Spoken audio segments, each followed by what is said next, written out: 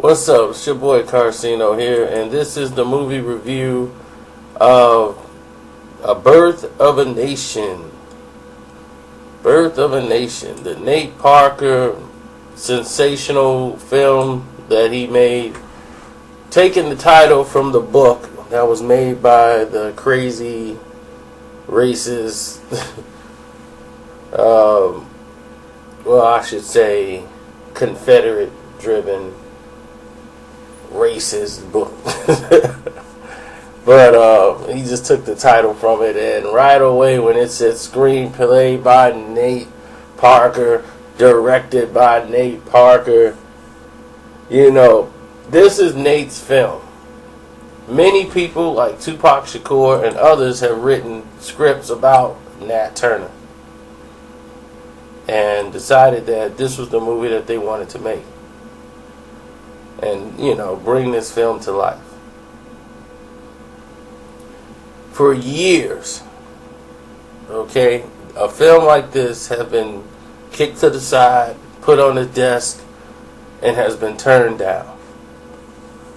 We've seen other films that involve slavery and misfortunes all before. But one of the main reasons we haven't seen anything like this film in a very long time is because of the fact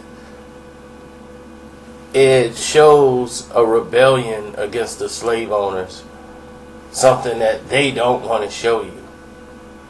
They don't want to show you slave owners being attacked or tearing apart. This was about Christianity. This was about political views. This was about God. See, Birth of a Nation shed lights to a lot of things that happened during slavery, and it didn't focus on the beatings. And see, they want to drive you away from this film by bringing up things about Nate Parker's some crazy thing that's already been solved like many years ago about a rape case. Anything to be a distraction to the film. Now, as the film starts, it shows the estate of which Nat Turner was raised on. Now, when Nat Turner was raised on this property, or on this plantation where he was with his family, which was the Turner, they saw a gift in him when he was able to read words without being taught. Of course, in this version, I've never heard about this version of it until this movie. And they were so fascinated by it, the son and daughter, you know, they wanted to teach him how to read, so that way he could learn the Bible. He wasn't allowed to read any other books. They said, oh, no, those books are only for white people. You wouldn't understand it. So they would only let him read the Bible.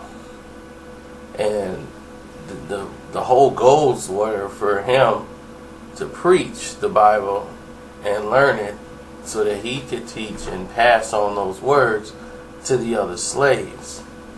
And this way it keeps the slaves calm so there wouldn't be any conflict. Before Nat Turner, and that's why I said he touched on this subject, because no other movie talking about slavery has done so. Slave owners took the Bible and made alterations to them, would add in there always obey your slave master and all that. They made all these changes in there to use it to keep the slaves from rebelling, because they had a lot of uprisings long before Nat Turner when they were acquiring and bringing slaves over. They think everyone's just because they're black and they bring them over, they the same. And that wasn't the case. They went to the Congo, and it was a lot of conflict, and you brought a lot of those guys over who had a lot of strategic military background from fighting in the Congos.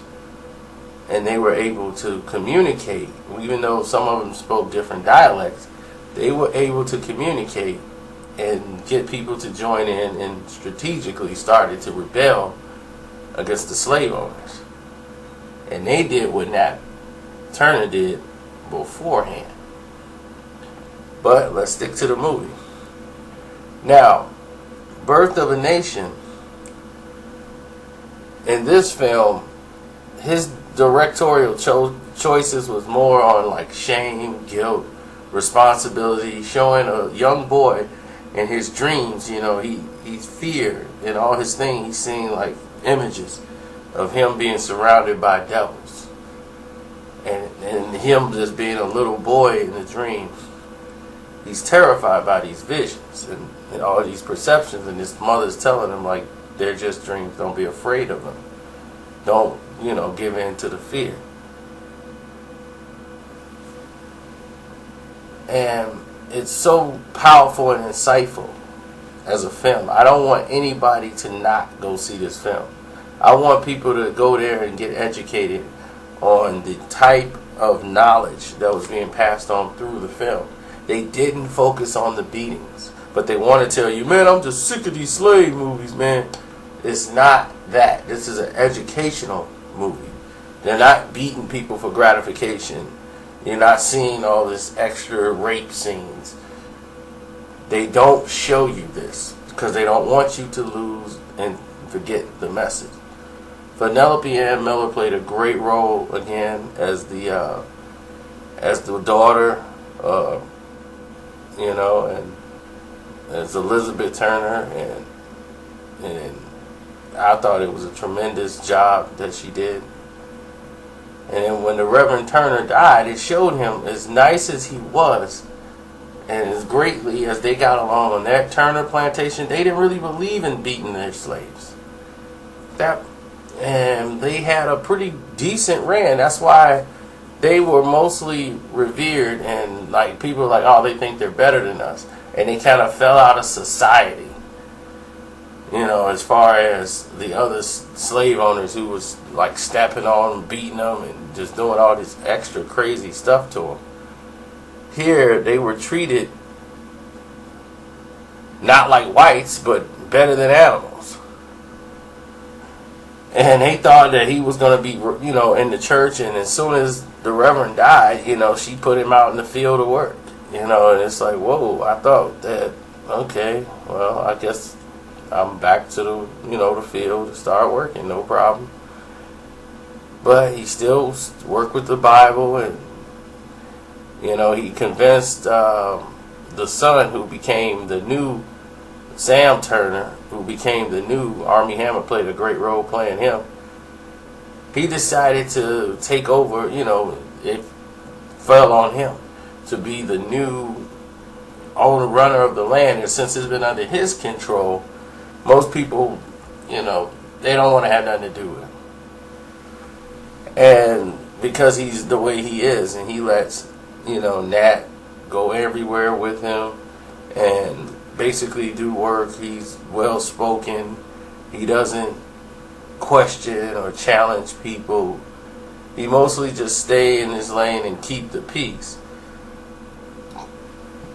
But when they come up with a great idea, one of the old reverends over there, who's just all about money, decides, let's make some money for your farm. People love Nat, we can take him around to all the other plantations and let him speak to the slaves, where they're thinking of uprising, and let him talk to them and, keep them calm.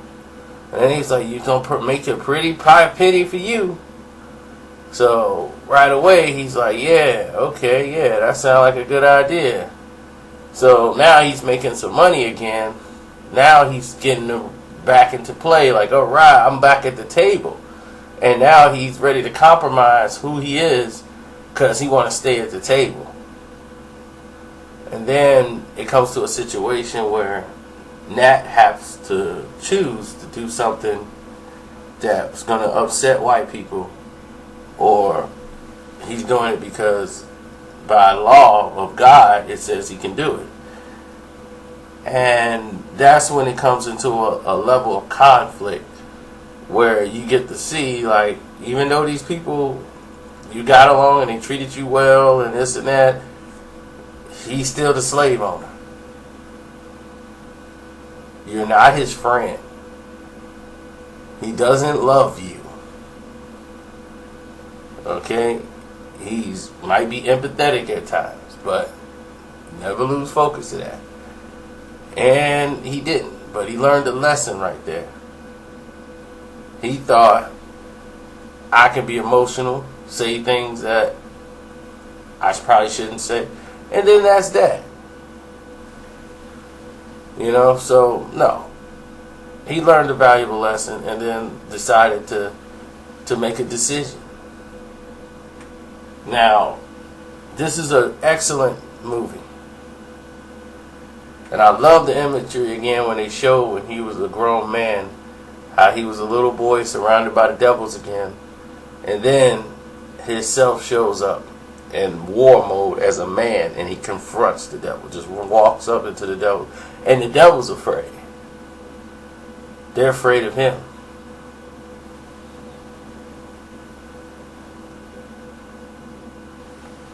So, that to me was a powerful moment in the film. I look at movies like this as I went and saw this movie. Of course, I saw it with an audience that was mixed. There were white people in there, they didn't even breathe. I barely knew they were there.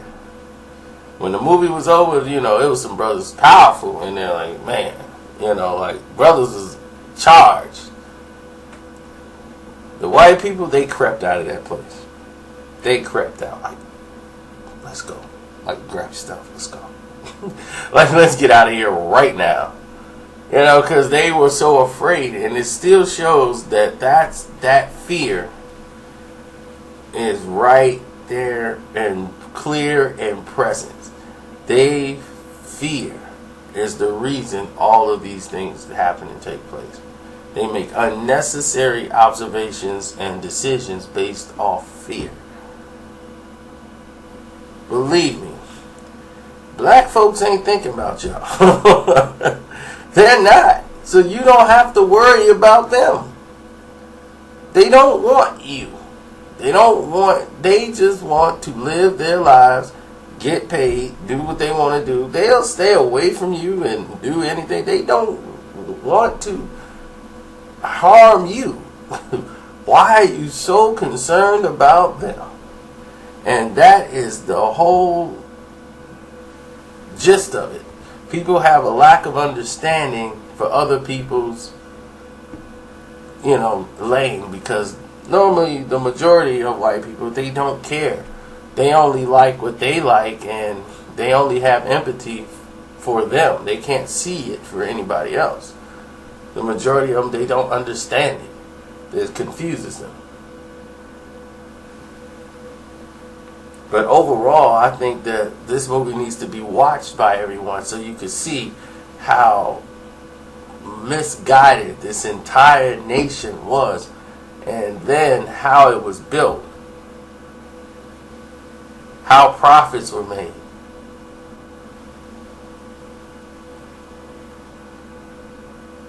And how wicked people can be. Then you see the character of people in this film. And I like how they tied this into The Glory with Denzel Washington and all that. And I'm thinking, is that Denzel character that did this? It's kind of monumental. It's like someone they make a mistake and they learn something at the end, and they take that and they go, and when they become man, it changes them. So it's just sending a message that we're passing it on to the next generation, and this and this and this. So I don't want to talk too much about it. I mean, you'll get a great understanding about this story, but it'll probably open your eyes to go do more research about it, because when I was in school, they taught us all we knew is he killed the slave owners. That's it. Nat Turner led up against the racist slave owners, and that was it. Started a rebellion. We hear about him and Harriet Tubman. There were plenty of things missed out on. You know, there was a slave who mailed himself out of slavery in one of those barrels with a postage stamp and everything, and they mailed him to freedom. They never talk about his story. You know, I'm like, they choose and pick who they want to use, and it was shocking to see Gabrielle Union in this film. You know, she played one of the slaves' wives, this lady named Esther, and I was one of Nat Turner's closest friends.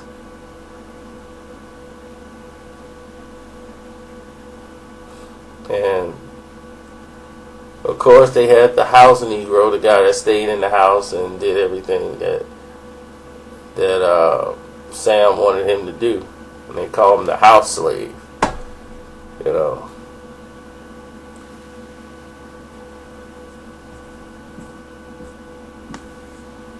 But yeah, man. So that's that. It's your boy Carcino. I'm out. And go see it. Tell me what you think. If you did see it already. Somebody told me the other day, like, man, I wish they made a sequel. They came back and started rumbling with them. I was like, I know people get charged when they see this. And I guess that's what these people are afraid of. They talking about, it flopped at the movie theaters. Nah, Girl on the Train. You know, it was a better movie. I'm like, that thing is in how many theaters? That's a very well promoted film. I barely saw any commercials for Birth of a Nation. They did all that promotion early on when it won the awards for being such a powerful film. And this film is not a reason for whites to be afraid of. This ain't gonna start an uprising. It's educational. But I know the real reason that's why they don't want you to learn it, because it tells things about their history that they've been lying to you about. So if you go and investigate, you'll start to see more and more like, well, they've been lying about this. What else they lied about? They don't want you to know that. Or they don't want no emphasis on it. Short-term memory. That's what they want everybody to have. So, on that note, I'm out.